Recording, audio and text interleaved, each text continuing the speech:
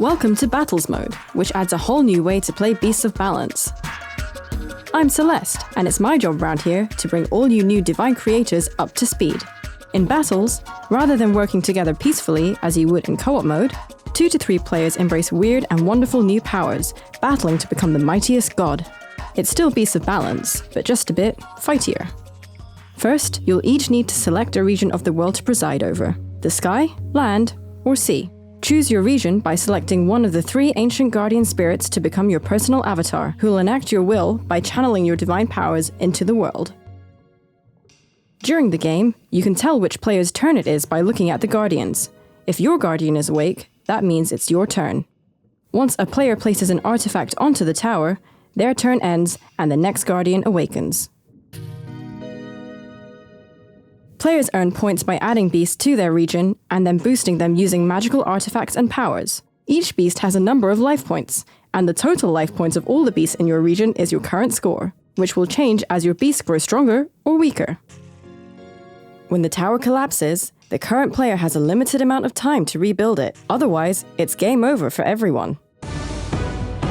During a collapse, Alberic, the fearsome volcano deity, hurls damaging lava balls at the beasts that belong to the current player. The longer you take to rebuild, the more damage your beasts will take. If all the beasts in a region go extinct during a collapse, the game ends and the player with the highest score wins. If you're in second place during a collapse, you may want to jump in to help rebuild a tower to stop the person in first place from winning.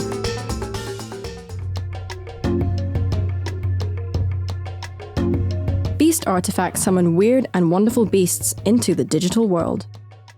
The more life points you give your beasts, the more fabulous they become. Reach 20 points and they will evolve into entirely new creatures. Migrate artifacts can be used to steal an opponent's beast.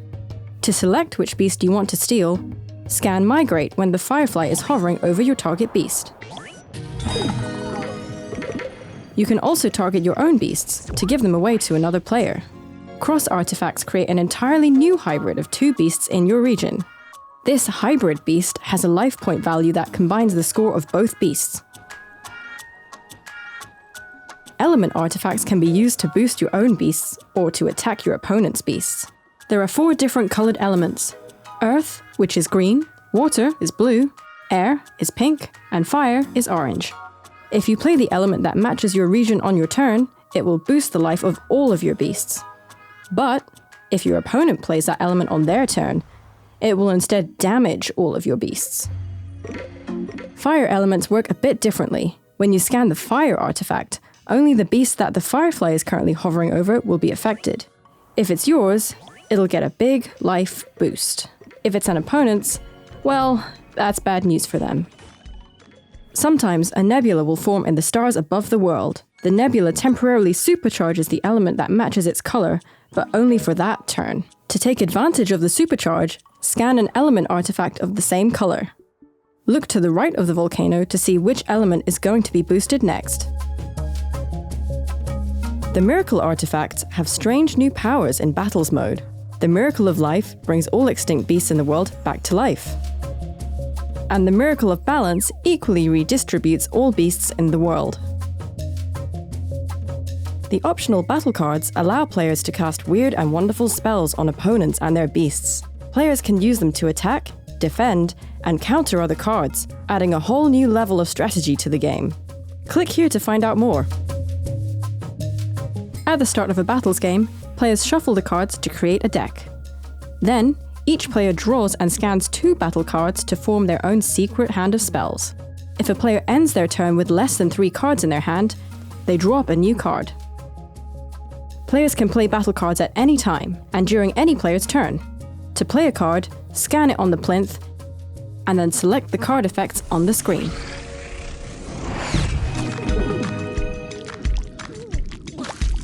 After you've played a card, then place it face up in a discard pile next to the draw deck.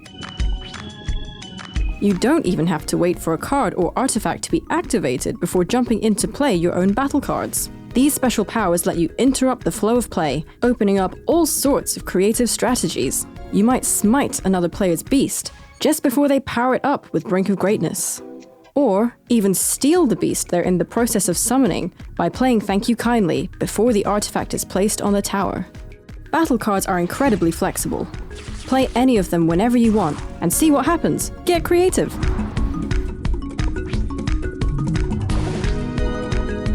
That's everything you should need to get going, but there's a lot more to discover that I've not told you about. If you're playing the game and need a rules reminder, or want to find out what any of the artifacts or cards do, just tap my icon in the top right corner to open the rules reference. So go forth and battle, and may the best god win.